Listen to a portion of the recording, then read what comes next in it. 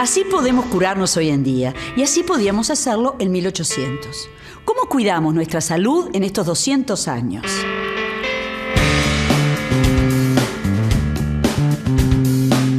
A comienzos del siglo XIX, cualquiera fueran los síntomas, teníamos 3 opciones para curarnos: pedirle consejo a la vecina, consultar a un curandero o contratar a un médico. Y la verdad es que no había mucha diferencia entre unos y otros. La vecina seguro te recomendaba remedios caseros a base de algún yuyo, o emplasto de cebolla, o que te pasaras grasa de lagarto. Como quien dice, cualquier cosita que tuvieras a mano. El curandero también usaba elementos naturales, pero le agregaba pases mágicos y venceduras, que eran oraciones para justamente vencer la fiebre, el dolor de barriga o incluso una picadura de víbora.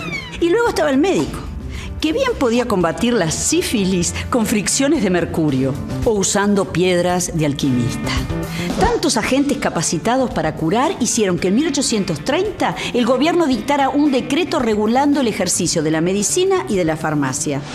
Ese mismo año también se creó el Consejo de Higiene Pública.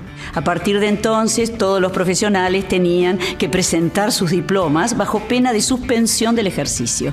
Y para garantizar la nueva ordenanza, se organizaron redadas policiales. Pero los médicos no abundaban. Muchos eran extranjeros y casi nunca llegaban hasta la campaña. Allí los que curaban eran el hechicero, la curandera y las brujas.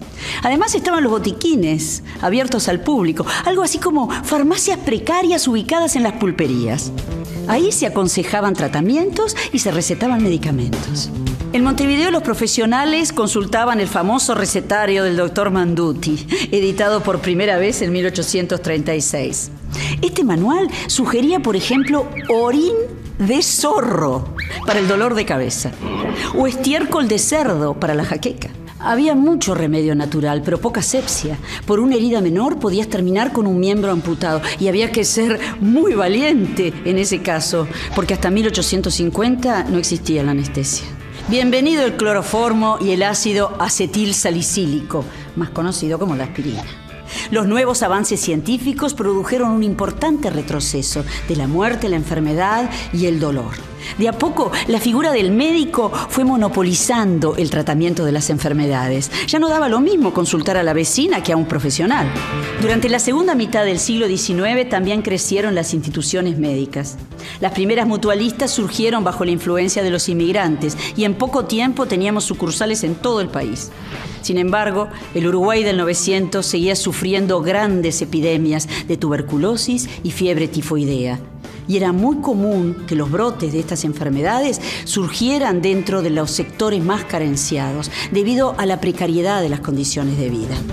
Mientras que el patriciado huía a las casas quintas alejadas de la ciudad, los pobres solo podían mudarse de barrio, pagando alquileres que se disparaban aprovechando la necesidad, o eran directamente puestos en cuarentena por el ejército.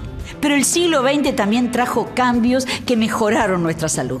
El gobierno llevó a cabo campañas sanitarias contra las enfermedades transmisibles y curables, contra el consumo desmedido del alcohol y destinada a promover hábitos más higiénicos en cuanto a la alimentación.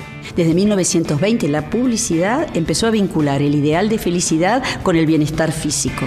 En menos de 100 años, la cantidad de médicos se había duplicado. De 3,2 profesionales por cada 10.000 habitantes en 1830, pasamos a tener 6,3 en 1920. Las personas comunes y corrientes ya no teníamos la capacidad de curar. Había que hacerle caso al médico y si era el de cabecera, muchísimo mejor. Ya no queríamos soportar el dolor estoicamente y la industria farmacéutica acompañaba cada nuevo síntoma y cada nueva enfermedad que aparecía. Nuestras instituciones médicas no se quedaron atrás. En 1953 inauguramos el Hospital de Clínicas de la Universidad de la República, vanguardista en América Latina.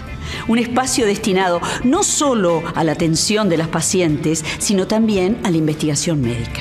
En las últimas décadas del siglo comenzamos a convivir con nuevas enfermedades como el HIV y con otras que hasta entonces no se le había dado importancia, como los trastornos alimenticios y el estrés.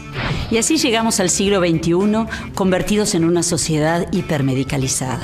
Y aunque la ciencia avanzó muchísimo, últimamente también recurrimos a las terapias alternativas, como el Reiki, la acupuntura, la meditación y las flores de Bach. En definitiva, lo que todos buscamos es sentirnos mejor. Y claro, tener cobertura médica.